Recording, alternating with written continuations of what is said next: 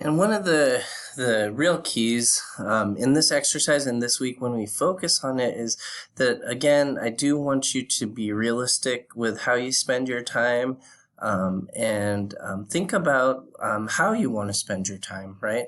So there may be some things that we do where we spend more time than we want to or need to. So what kind of sacrifices are required? This also requires you to be really flexible and be open to changing if your time management isn't the best, right? If you have great time management and you found a formula or a way to balance it, that's great. But as you go and as life evolves and changes, that could also change as well.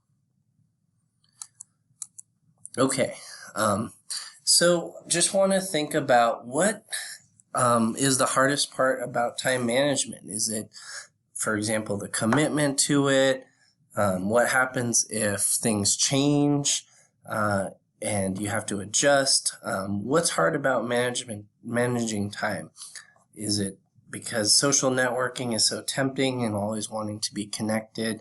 So think about that. Maybe you lose focus or attention. Maybe you have a lot of responsibilities.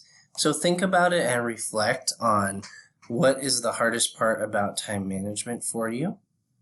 Alan Lakin is an author who wrote a book, How to Get Control of Your Time and Your Life. And Alan's quote is, "Time equals life. If you waste your time, you are wasting your life. But if you master your time, you will master your life." So the importance of time, because it is something that we don't have a lot of, is something that we really want to get good at and work on. So time management is really something that we would want to master to be successful, because it really applies to everything in our life, personally, professionally, academically. So a couple of things that I want you to focus on is when you're distracted and don't feel like committing to your schedule, really remember what your purpose is. And I want us to dive into this on the discussion boards in Canvas as well. What are some things that you do to motivate yourself, right? What is your why?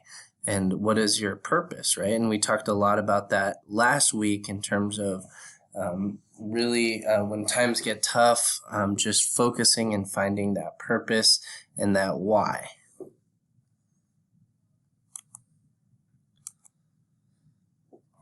It's also really important, again, like I said, to hold yourself accountable. Obviously, don't be too hard on yourself to where you give up, but it's really important to hold yourself accountable.